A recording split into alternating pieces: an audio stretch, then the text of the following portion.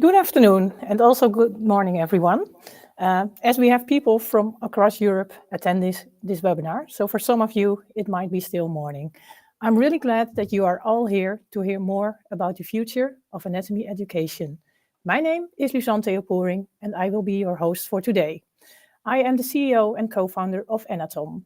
And as a company, we scan and digitize real human specimen into 3D models, which we show on our platform, like in a virtual dissection room.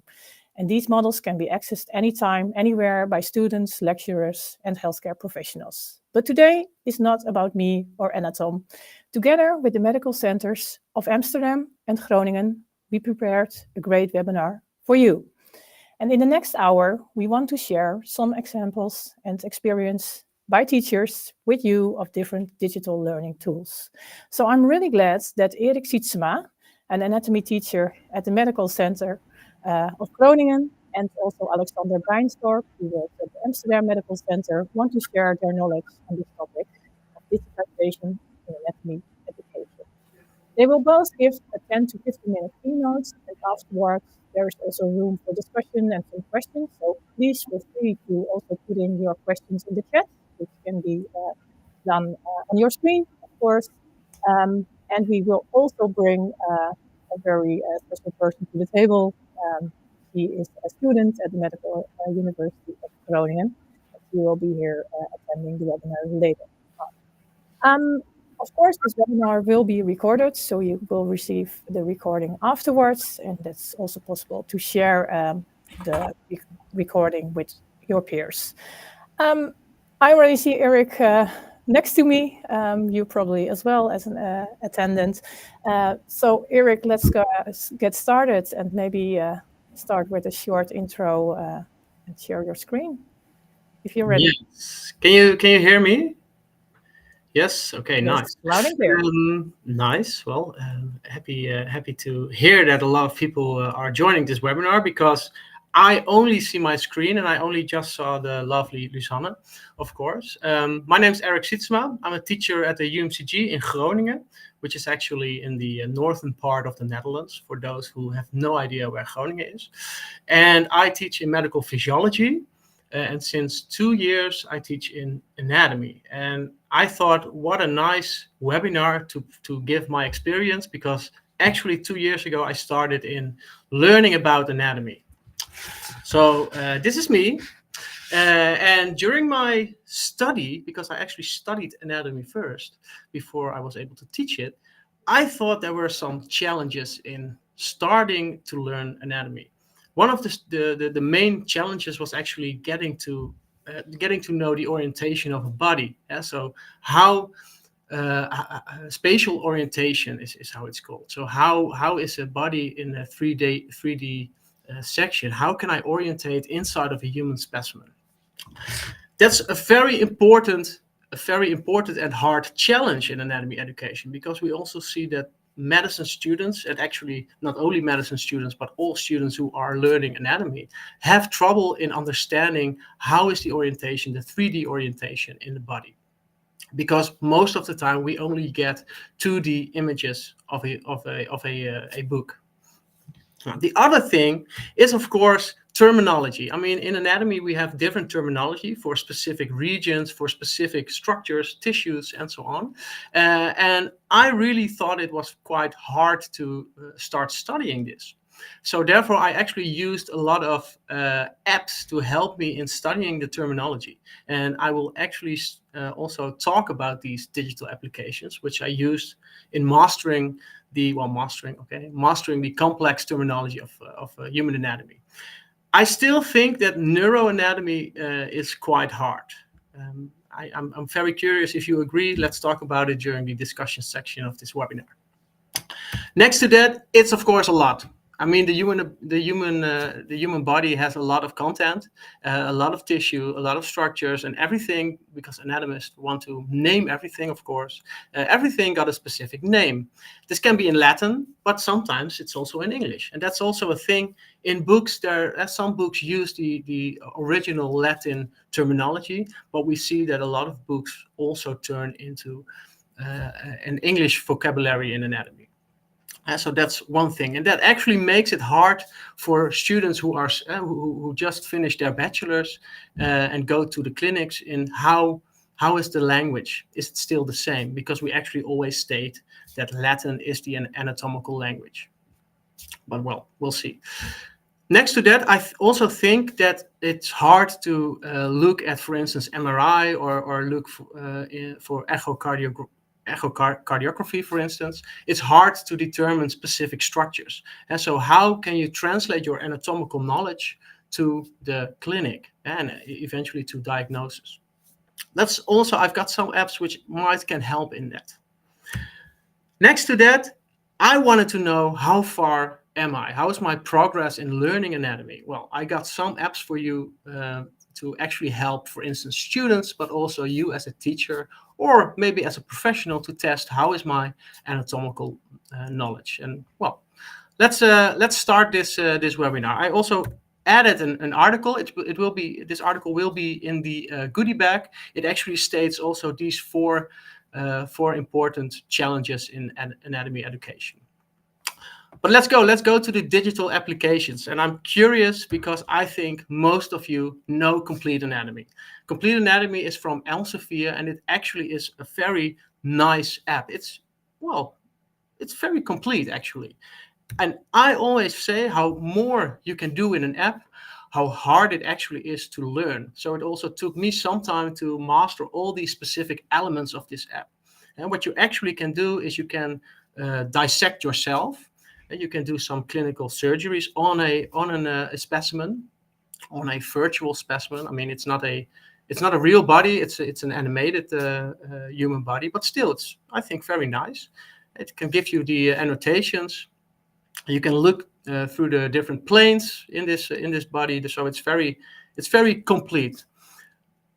But like I said, the con in this is that it takes students a hard time in getting to know the app before actually go to anatomy. And that's one thing as a teacher why I'm not using this app that much in my teaching, but maybe look for other apps. But still, it's a nice app. You can do a lot in this digital application.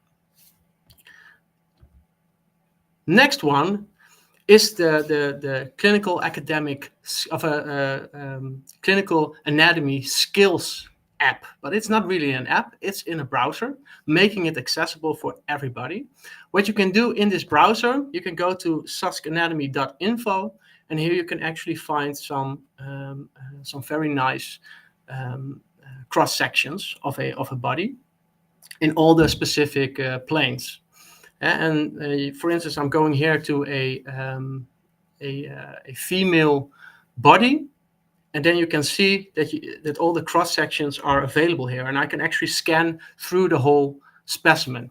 Very nice for spatial orientation. I used it to look at the abdomen and actually take a look at how the mesenterium is formed and see how big is actually that cavitas peritonealis, because it's a very hard concept for students to learn actually. But as you can see, this is the only thing what you can do in this browser. So you need to be you need to provide the instruction yourself to get the best out of this. But hey, I still think it's a very nice app. Next up is Neuratorium. I already stated that the neuroanatomy is very hard. I found it very troublesome to learn, also on the dissection room, and that has to do with the cranial nerves and where's the origin at the brain, or in the brainstem. It's very hard to find, and I found this app very useful because what it does, it can actually transparent the cortex. You can actually cut through specific planes to actually look at the 3D structures which are more deep, which are actually hidden in the on the dissection room, unless you cut a full brain. So it's actually a very nice app.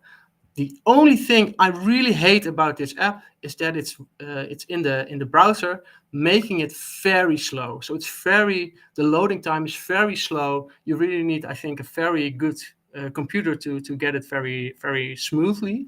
And therefore I use it on a tablet. next to the dissection room to actually show students, hey, where's the cranial, the trigeminal nerve? Where does it origin? Where does it come at the brainstem, for instance? So this is a very nice app if you're more into neuroanatomy. And of course, this app also has an atlas, which makes that if you want to search for a specific nerve, you can find it. The only thing is the peripheral nerves, for that you need a license. So for the rest, it's actually a free app, making it freely accessible for instance, your students. Very nice, I think. Next to that, so now this was more about spatial orientation of the human body and of the neuroanatomy, of the cranial cavity. Next to that, I was wondering how is, for instance, MRI scans, how hard is it to find anatomy on those diagnostic tools? And one of this is an MRI scan of the brain, for instance, and I use 𝘁𝗵𝗶𝘀 for this. And then you actually see, so 𝘁𝗵𝗶𝘀, you can download it from a site. It's an application you need to download. The link will be in the goodie bag you're getting after this webinar. And as you can see, you can go through a fully scanned brain. Very nice, I think. Also good to see the specific, the full cranial cavity in this sense. And what I most of the time do is link a pathology to this app and make students search for certain areas. And what if somebody loses, or if somebody has a lesion in its Broca area, what then happens, you know? So it's very, you still as a teacher need to instruct your students to get the best out of this app. But I think it's a very nice app to test if the anatomy is correct for the medicine students who are going to the clinic, and especially neurology, for instance.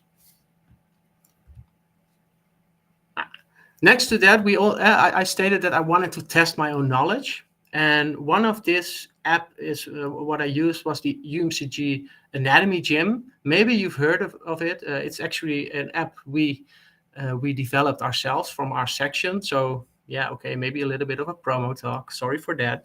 But what we wanted is that somebody can test itself, or herself in this case, everywhere. So test your anatomy knowledge when waiting for the bus, when at the cafeteria, for instance.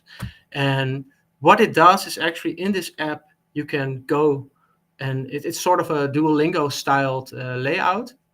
So you can go to a specific region of the body, and it actually also has a module for radiology and a module for veteran anatomy, so animal anatomy. And what it actually does, for every subject, it provides you questions, and you can just test yourself and test yourself. And you can already see it probably. It's still in Dutch. We're actually working on getting it also available in English, and it's actually used a lot at the UMCG at the moment. Very nice thing. It's free, so you can already download it yourself in the Play Store and maybe test your own anatomical knowledge already.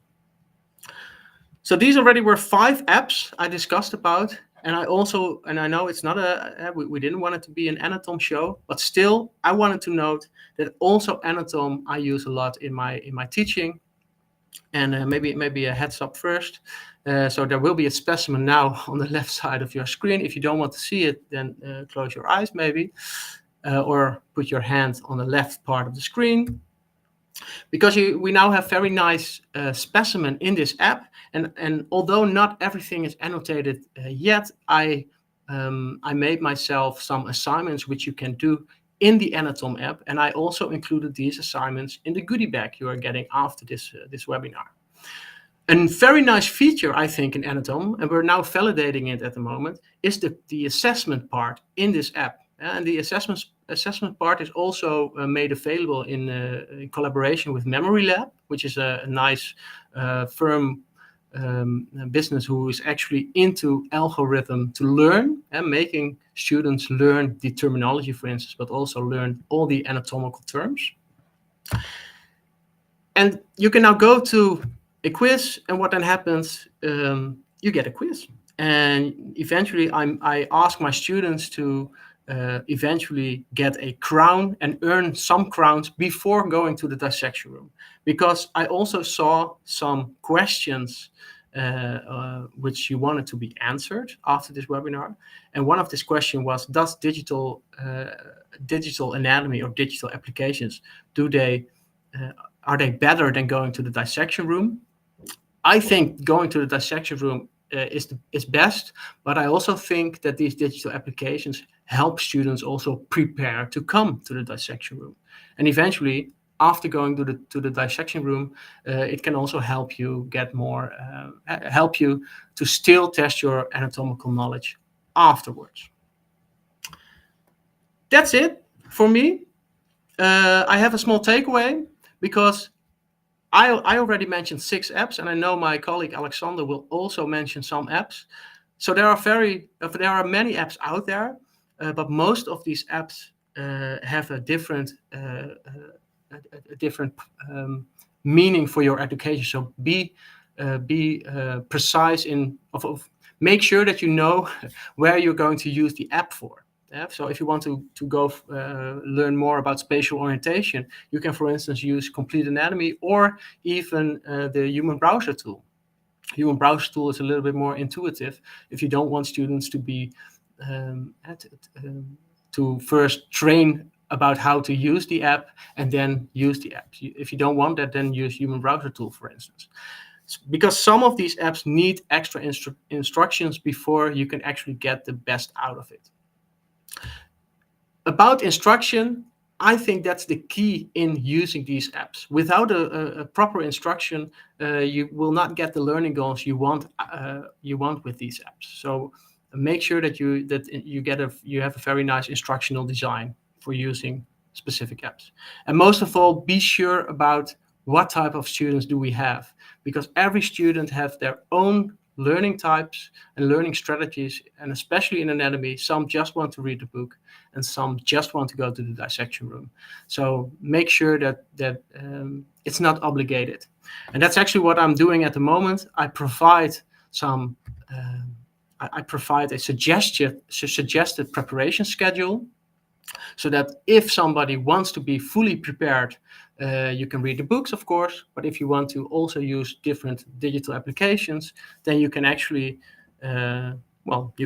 also look at the suggested preparation schedule. It's not obligated, but I'm very curious. At the moment, I'm doing an anatomy course, so I'm very curious how well they are prepared next week when we go to the dissection room. We'll see. Thank you very much for this. For having me, Anatom.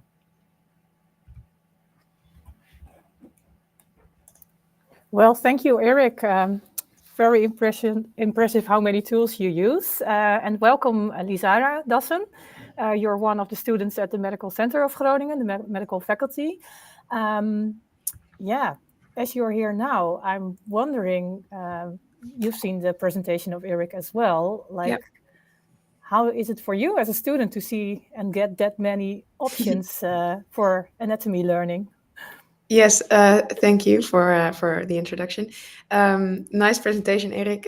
We have, of course, he's one of my teachers, so we talked about some of these programs before. For example, 𝘁𝗵𝗶𝘀. I have used it before, and I think it's very nice that those deeper structures are more visible. But indeed, what you said, it's sometimes hard to move through the image or find the exact orientation where you are at. In general, I think that all of these online editions for anatomy are very nice because it's not always accessible for everyone to go to the dissection room. I know that some students are uncomfortable with it as well. And I think it's very nice that these sort of apps make it very low threshold and very accessible to everyone to learn about anatomy and to tackle that challenge of, for example, the 3D orientation. It's a really hard thing to learn. But I would say keep it as an addition always. So don't remove regular education and move it to online, because for me, the most memorable things that I learn in my anatomy education is when I explore in the dissection room with either my teacher or a teaching assistant. Those are the most memorable. Yeah. And I if you think look at, sorry. Eric. If you look at, I'll go first, then you can respond probably, because Eric also explained a bit more about the learning styles of students, and you probably also have your learning preference, and you're now saying, like, I really like the dissection room. Yeah. If that wouldn't be available, like, do you prefer an app or do you prefer an online lecture? Like, how would you look at that if there's the absence? Yeah, that's a good question. I find that books are really useful for terminology mostly, but for orientation, they are very difficult. I personally draw a lot as well, so I like to make my own drawings, and in drawing something, I sort of create a 3D image, but that is very personal. Like, I couldn't do that with someone else. So I think those online apps are a great alternative to the dissection room, because it allows for that 3D orientation in a way that I could also do it with friends, which is something that I do very often. We study together all the time, and if we talk through things, that makes it more easy to memorize and to understand the anatomy rather than just seeing and recognizing. So it's not an individual thing, you're saying, learning anatomy? No, for me, it isn't. I think it would, well, I mean, my entire study program for me is not super individual. I prefer to learn with friends and to make summaries together, and we can add onto each other's knowledge, which makes it more fun, I think. And these apps can really, make that possible. Perfect. Eric, you wanted to respond? Oh, no, yeah, I actually wanted to say that indeed you have a very specific learning strategy, 𝘁𝗵𝗶𝗀. So 𝘁𝗵𝗶𝗀 is one of the students who, if I start at 8:30, most of the on a Friday, let's say it like that, most students will not be attending the lectures at 9 a.m. 𝘁𝗵𝗶𝗀 will already be at 8 a.m. present at the faculty. So she's, I'm not going to say she's that type of student, but yeah, I think she's. It's a bit crazy. I'm a morning person. No, it is crazy for your population. Yeah. No, but more like there are, for some, it will be a nice addition, and some only use this because they don't like the text in the books. They need to get visual impulses, right?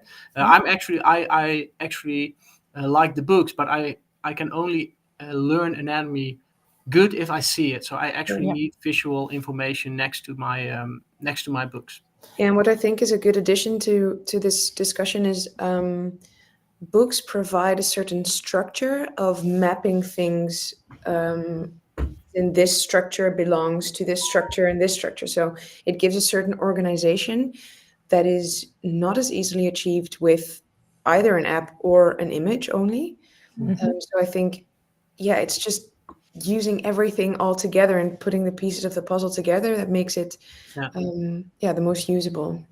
Okay. I also think that, thank you, 𝘁𝗵𝗀𝗀, because you are right.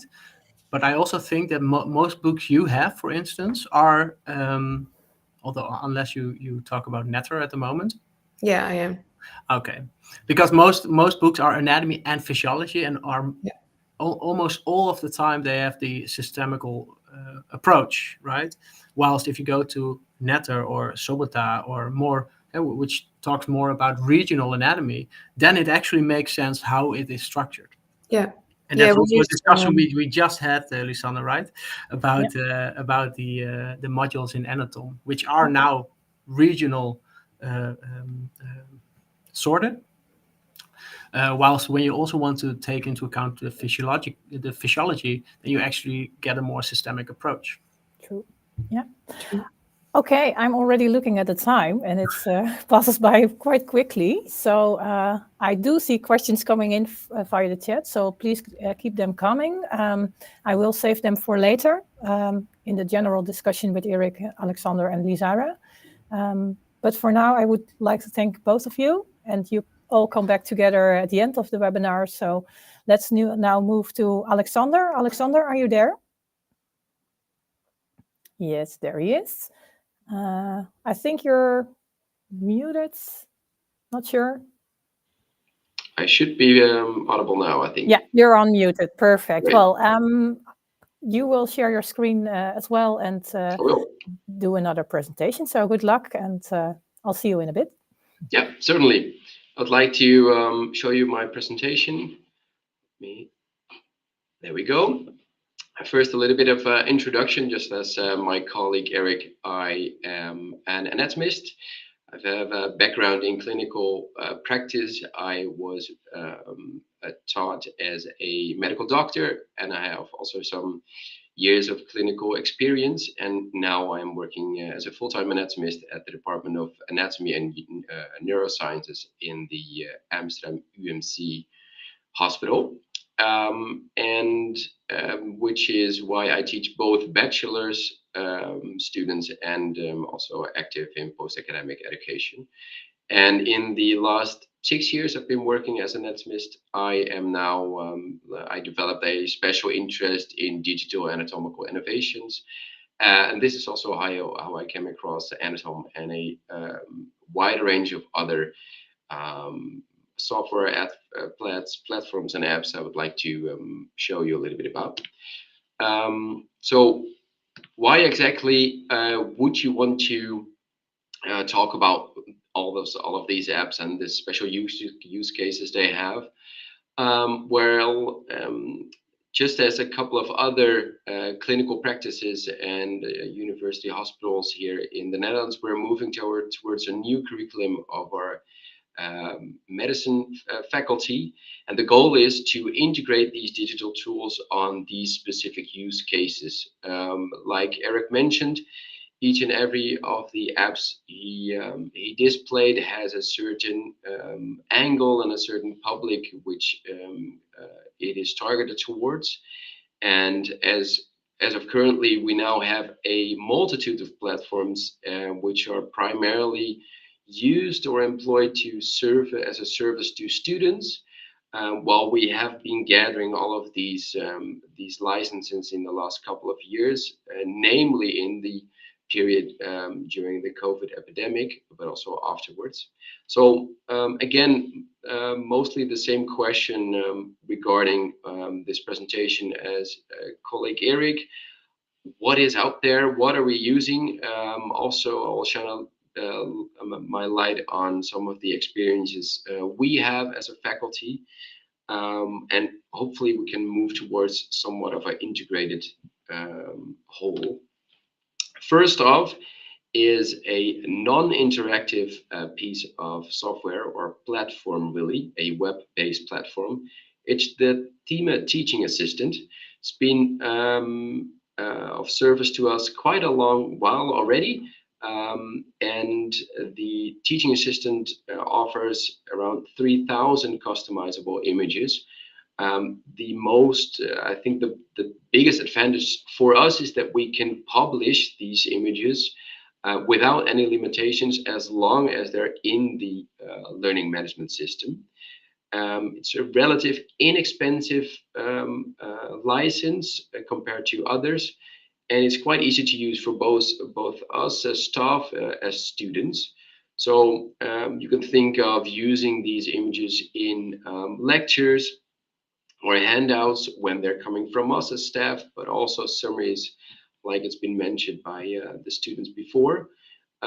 So really, one of the basics we think, as we now see that copyright is being managed and restricted quite a lot, also in the bigger university as a whole, we're moving towards using our images in a way that respects the copyright, while also pointing the students, are able to point the students towards a platform which has images of known quality, instead of them having to resort to Google and just fishing out the first image they come across. So, but basically still a non-interactive platform, so only used for images. And I've looked for this presentation, I've looked around for the other anatomical atlases. It seems that Netter still does feature an online environment, but charges per image used quite a lot, actually, even if you opt for using it as a student in a low-res presentation. And it seems that the 𝘁𝗵𝗶𝗀 web platform discontinued altogether. So also curious to hear in the discussion what you are using. Are you still using the old DVDs maybe you which came across or came along with your anatomical atlas, which is partly infringing on copyright, it seems, or are you using a different platform? One of the other basics, which apparently is used by quite a lot of colleagues also in the Netherlands, is the 𝘁𝗵𝗶𝗀 Video Atlas. It's again a non-interactive piece of software. It's a platform approachable through the web browser, offering around 330 videos. And it's really comprehensive, and it offers a detailed anatomy on human specimen. But it is becoming to be a little bit dated, both in presentation but also in technique. And the downside really is we found is that it's not possible to embed these images or videos rather. So while that was the case for the 𝘁𝗵𝗶𝗀 assistant, you can use these images wherever you like, as long as they're governed or protected by a password, so a learning management system. You really need to link to the specific videos of this 𝘁𝗵𝗶𝗀 Video Atlas. A little bit cumbersome, but still perfectly suitable though. As Eric mentioned, these are the things which we like to hand over to students in order to prepare for certain anatomical practicals in the anatomical lab. Could also be supplemental, so even after enjoying the practical in the anatomical lab, they could study the same or somewhat the same images.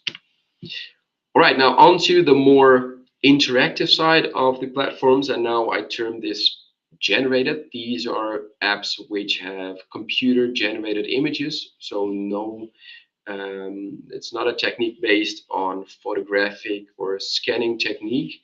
So it really is a somewhat plasticky view of the human anatomy. Visible Body is a web-based 3D anatomy and physiology tool, a little bit comparable to Complete Anatomy, but this one also functions as both a mobile app and a web-based platform. It's a little bit less intuitive, I should say, compared to Complete Anatomy. And again, just like Complete Anatomy, there's no embedding possible, so you really need to direct your students to a certain structure on the web platform. I should mention though, it's a multitude cheaper than Complete Anatomy. This morning I received a quote just out of curiosity for Visible Body, and it is a factor of 2 or 3 cheaper than Complete Anatomy. And it's again suitable really as a study tool for students, or again as a supplementary resource. I think what we encounter is that we still are really clinging on to the presentations in the form of a PowerPoint slide deck, which is also where the students they come to expect really. So it's quite hard to juggle both the PowerPoint presentation and showing something in a separate 3D software or web platform during the lecture. But still, you can offer that to your students as a study tool, or use it in some other fashion when it's not when it doesn't come down to you giving the lecture from based on a PowerPoint. So another example, which I also have seen quite a lot in the comments you left while subscribing to this webinar, is the Primal Pictures or Anatomy.tv web platform. Again, 3D anatomy, it's partially fully interactive. Some of the models it's possible to interact with without fully rotating them in 3D space, for example. But useful in this case is that the Primal Pictures platform includes annotated dissection photos and also imaging. So you can really compare the two, or the three even, together with the 3D model, really. And again, it's a little bit less intuitive, a little bit less sexy, you might say, but it does feature embedding in the learning management system. So it's not only suitable as a study tool, but also maybe become part of digital courses you offer. One example, which we are slowly introducing in the studies we teach and the courses we teach, is something like a digital or online practical manual. So with the anatomy.tv in the upper area of the image, you can see that you can really integrate these 3D modules into something like a learning system, which I think would be really beneficial if Complete Anatomy or Visible Body offers too, because that way you can present it as a cohesive whole to a student, instead of having them to direct them to separate places, really. All right. So on to the more reconstructed, I termed it, reconstructed interactive pieces of hardware and software. So these are not computer-generated images. They're really based on scans or photographs of human specimen. And we are in the possession of an anatomage table for, I think, 2 years now, coming up to 2 years. It's what they term is a life-sized computer together with 2 touchscreens, which comes with their proprietary software on that platform. So advantage is really that it's an eye catcher, something which looks like a shiny, bright white, big iPad, draws a lot of attention, certainly from students who come across them for the first time. And yeah, like I mentioned, it's based on human specimens, and it also includes imaging and pathology. But it also comes with hardware, so it really only runs on this specific technique or technology, and we do see that it's prone to hardware problems. So sometimes the anatomage won't boot up, or it won't fully start, which is really problematic if you want to integrate it into your practicals, for example. So we really need to use it as a supplemental platform, because otherwise you'll come across you run across problems that your practical is incomplete because the anatomage isn't starting properly. And all that, still for a table which is quite expensive, it's mostly a one-time purchase with a service license to be purchased afterwards. It's a really expensive one-time purchase. Although the cost for the license, the service fee is a little bit lower, it's still quite a hefty sum. So we view this anatomage currently as a supplement on the dissection room, as you can see in the photo.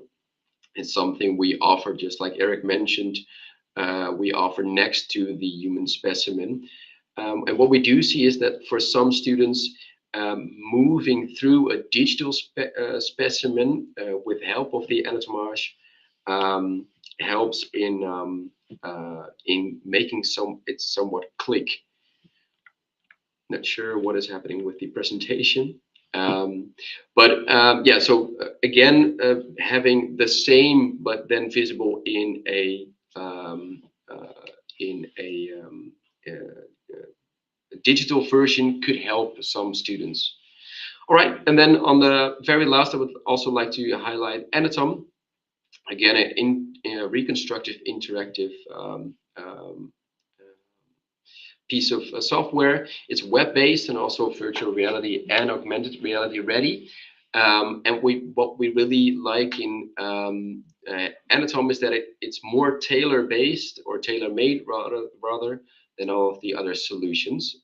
So we are currently working together with 𝘁𝗵𝗶𝘀 at the Amsterdam UMC to reconstruct our existing specimen, and that way we really see 𝘁𝗁𝗻 as an expansion of our anatomical lab outside of the borders of the physical lab itself, because you can really show the same specimen to students in advance or afterwards as they would encounter during the practicals themselves.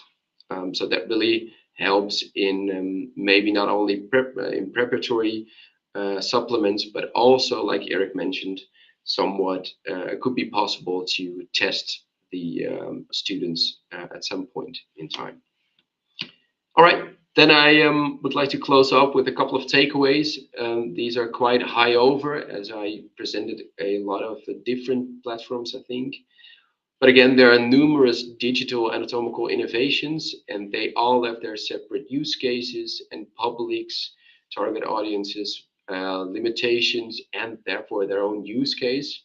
So I'm really curious also to look forward to how, as not only the Free University itself, where I am working for, but as a national community, anatomical community, how we would like to move forward. How do we adapt to these anatomical educational tools, which is in an integrated and cohesive fashion, while still maintaining what we really value about our job, and of course what the students also value in visiting the anatomical lab. So really seeking this hybrid, which we are now taking steps towards.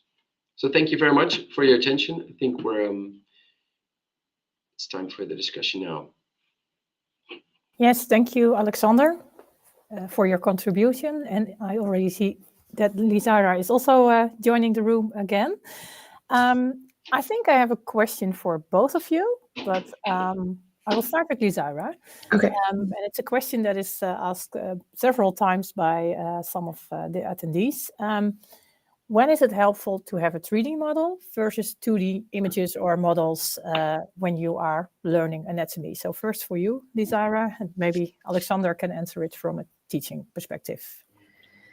Wow, that's, I think, a difficult question. I think if there are certain structures that are logical to see, sort of, if you split them halfway, for example, if I would have my arm this way and I would split it halfway, I could understand the structures that are there. If I make a transverse a section, I could understand it that way.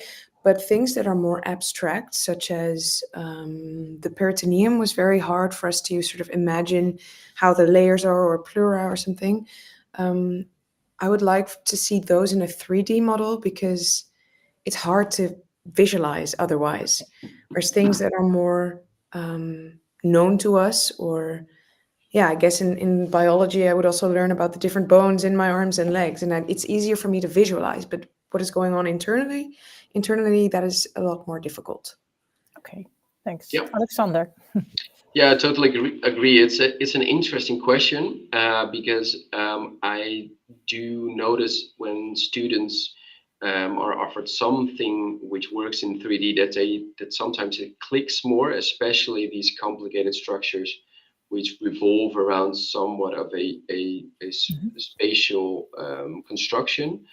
But we also see that the more interaction you offer, that the more complicated it could become. So there's also a certain amount of knowledge, anatomical knowledge, which you should already possess before you are hopping into somewhat of a virtual space in order to explore anatomy. So I do really think there's still a reason to use 2D images, because they could be schematic in a way. They could be somewhat of a more easy introduction into certain harder topics. And moving from with your knowledge of 2D images, it's easier to get a grasp on some of the 3D images. And I think there should be a logical development in this knowledge, really. And on the later end on this progression would be the relation to what I termed are reconstructed images. So really, if you want to go into detail on what the anatomy looks like in real life or in the anatomical lab, I think that's another step which you really really need to bring your own experience, and not only from the 2D anatomy, not only from somewhat what is a little bit more approachable on the reconstructed 3D images, but also apply those two really onto the third level, basically, and that will be the more realistic approach. Okay, and what do you mean with reconstructions? I see a question coming in. Is it mean like dissected, or is it? Good call, because it's the term I coined myself making this presentation. No, I mean that both Anatom, but also the 𝘁𝗵𝗶𝗀, they built their 3D model on the basis of photos or scans of real human specimen. While the other end, so complete anatomy or physical body or anatomy 3D or anatomy.tv, those are really modeled from the ground up with the use of computers. So it's more of like plasticky. So that's also why I think that it could be the bar for entry could be a little bit higher for these reconstructed things, because you're really looking into the things like anatomical variation and colors not having the brightness you come to expect from your books and your slides. Okay, Lizara, anything to add on? I think now I'm learning neuroanatomy, and as Erik said, it's hard, and I can agree. I am attempting to learn neuroanatomy, but coming back to the question of 2D or 3D, I think I'm a medicine student, so at some point I'm also going to have to understand certain CTs and MRIs, and I think having 2D images in that sense really helps as well, because it's clinical practice as well. So I think that's an important addition. So that they should be combined, you mean? Like so the 2D images are like Alexander also said, it helps in sort of the starting point of understanding what you are looking at, but also they have that clinical value, and then 3D is for me a really nice way to make this construct in my head and to really understand, as if I could almost sort of move it around in my head and see how it would look. Yeah, because like you also talked about some VR solutions, Alexander. Do you think that step would really enhance anatomy education? Yeah, absolutely. Because I think what's also indeed interesting is to mention is that for certain audiences and certain students, it's really helpful to have these more lifelike approaches to anatomy. Also really helps, I think, for our exposure to something like pathology, which of course only does work in the 3D models, which are just built up from scratch, but they're still not the same as you would encounter a real aortic aneurysm or a brain tumor. So in order to really study the clinical anatomy, you'll really want to be as close to realism as possible, and that's really where I think not only the scanning and the photographic imaging comes into place, but also something like virtual reality. You can imagine that in preparation for certain surgical procedures, you would really want to know your way around certain structures, and it really helps to present those in virtual reality, I think. Yeah, Basically navigate across the exactly. anatomy. Yeah. Yeah. Yeah. And what is Okay. funny to mention there is I was able to watch a surgery last week, and it was a heart-lung surgery. And a part of me was surprised that the aorta wasn't red, which is, I think, important to note, because in books you always see, you have this certain idea of what things look like, and having those, well, more realistic views through those online editions alongside regular education, I think it really helps to create more of a realistic idea of, hey, what does the body actually look like and how does it work? Okay. Well, thank you. I would like to invite Eric back to the room as well. There he is again. Welcome, Eric, back again in the room. Where we only have 10 minutes left for a broader discussion. Can you make one addition to what is just said? Yes, sure. It was very nice, 𝘁𝗵𝗶𝗀, that you attended a surgery like that. But it's also, going to the dissection room is still not the same color, of course, what you will see in in vivo person. And that's very important, that you still don't see what is actually in vivo, right? True. Right. Yeah. That's it. That's what I wanted to add. That taps into my question, and maybe Eric, you can go on that, because up front, a couple of people asked the question, basically, like, can digital anatomy tools also kind of substitute or replace the dissection room? How do you look at that?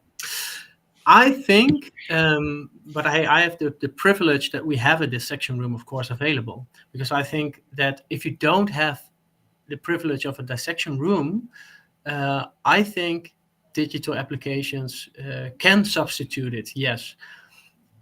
With the dissection room, I still think it's important to be there. Also, to prepare yourself for doing surgery. Also, for being that tension you get by going to the dissection room, you probably you need to deal with that, and that's also something you can you can feel when having your first surgery, I think. So I think it's very important that still the dissection room, if it's available, that it's there. But I definitely would recommend digital applications to use for preparation material to go to the dissection room, or just apply your knowledge you got from the lectures. Okay. It also teaches us something about respect and handling patient material and specimens. I think that's also a very valuable lesson that you couldn't get otherwise. Yeah, true. Okay, Alexander, any comments, additions? Yeah, I completely agree. And I also, I'm really enthusiastic about the possibilities of scanning and photographing human specimen on the anatomical lab, or in the anatomical lab, because in that way, like I mentioned in the short presentation, you're really extending the reach of your anatomical lab. In a way, you're preserving the bodies not only in physical form but also in digital form, and it really opens up quite a lot of possibilities. So of course, we all know that we need to embalm certain structures and specimen in order to prevent them from decomposing, but that's not even the case with a virtual representation, really. So really opens up quite a lot of possibilities to not only to preserve the anatomical specimen, but also to share them with other institutes in order to increase the exposure to certain pathology, for example. So I really do think that the core is still the physical anatomical lab, but some of the limitations are really being circumvented by the digital supplementary platforms. Yeah. Yeah, okay. And related to that, it's maybe a bit more a technical question, but you both presented web-based apps and apps. So if I am now considering starting using digital tools in my education, like, is there a difference between web-based or an app? Like, Eric, can you answer that? Yes. So yeah, there's a difference, and actually, as a professional, I don't mind that I'm downloading an app to my desktop for instance, 𝘁𝗶𝗀𝗶, but it's easier for students if you need to have less clicks, to state it like that. Students will use it more. So if it's in a if it's in a browser, just go to this site or this link or this QR code on my slide, go there, and you will see that all the students, or most students, will open it during a lecture, for instance. So I think that a web-based, browser-based application works best, but it needs to be intuitive, because you don't want to use an app which needs this big of an instruction to just use it before going to anatomy. Right. 𝘁𝗲𝗯𝗶, is that from the student Absolutely true. Yeah, I also wrote that in in my notes, that the online environment has to be as low threshold as possible. If you have to create an account or even use an authenticator, sometimes too annoying to use, which is, yeah, I don't know. I think if you want someone to use it, then it's nice if it either is very low threshold to use anywhere, or if there's an organized session in which you use it together. And for example, with 𝘁𝗶𝗀𝗶, we had that sort of practical session for neuroanatomy, where we had 2 hours of using 𝘁𝗁𝗀 with teachers walking around. And then, of course, yeah, I'm going to download it because it's the content of the practical and it's going to help me a lot. If I had to do it on my own, 𝘁𝗁𝗀𝗀 would not have been as effective for me. Yeah. And what about the amount of apps and web-based apps that are there? Like, we all know 𝘁𝗵𝗶, like it's just one single source, basically. It's not a source of truth, but for you, how is it as a student that there are so many things that Erik, in your situation, is advising to use, or do you prefer it jointly? That's a good question. I think, well, I've used 𝘁𝗁𝗀 then, I've used nuratorium, and then I've also used, where did I put it? Well, I used a couple of things, and I think it's nice to know that they're there, but I also often forget that they're there. And integrating them into the education that I have has helped me remember, hey, there are more tools out there than just your Netter's anatomy book. So I haven't been really looking for other types of apps or web apps myself, but if they are provided to me or advised to me, then I'm very happy with them usually, and they really help me. Yeah. I have one more question for you as well, 𝘁𝗲𝗯𝗶. There is a question about the color of the specimen at the dissection room. Like, is that a disturbance for you when you learn anatomy? Yes, in fact, I think it's a good question, and I also think it's true, because in the dissection room, a lot of things have more or less the same color, and sometimes it's very hard to know, hey, what is a nerve and what is a vessel, if I'm not super into the topic yet. So then having the specimen there doesn't help me more than having an image or something like that. So then someone has to talk me through it. Yeah. So that does make it difficult, the color. I'm not sure how you could fix that, though. Well, maybe some food for thought afterwards, because looking at the time, we only have 2 minutes left. I will definitely want to thank you, 𝘁𝗲𝗯𝗶, for contributing to this webinar, because Thanks it's for having really me. nice to have a student perspective on the site. But I want to ask Erik and Alexander to give a final advice to the audience if they are considering using some of the apps you presented. Like, what should be the first step if you want to implement digital tools in your own education? Erik, what would be the first step? First step is make sure that you know why you're going to use the app. Is it for your own education? Well, then it's nice, I think, because then you already are intrinsically motivated learning the app yourself. Is it for your students? Then it's really important to instruct your students and, well, know where are the thresholds for them to use the digital applications. That's what I would say. Okay, thanks. And Alexander? Yeah, I would advise to reach out to a lot of colleagues to see if you can, find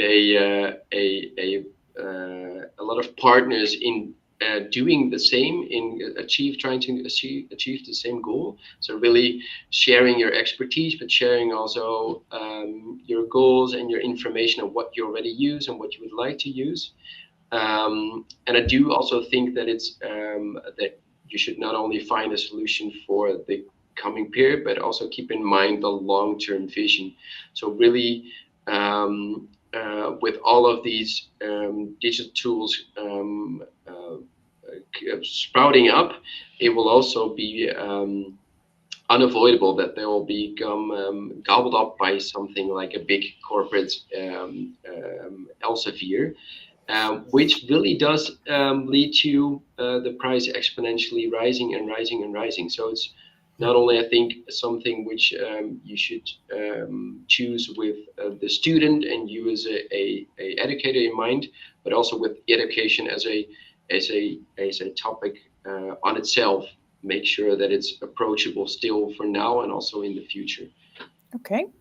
Well, thanks both for a very good advice at the end and sharing your experiences and all the digital tools you already tried and are using at the moment. Many thanks also to the audience for attending this webinar. You will receive a digital goodie bag afterwards and also the recording of this video. And for now, I wish you a really nice day and hopefully see you next time. Thank you.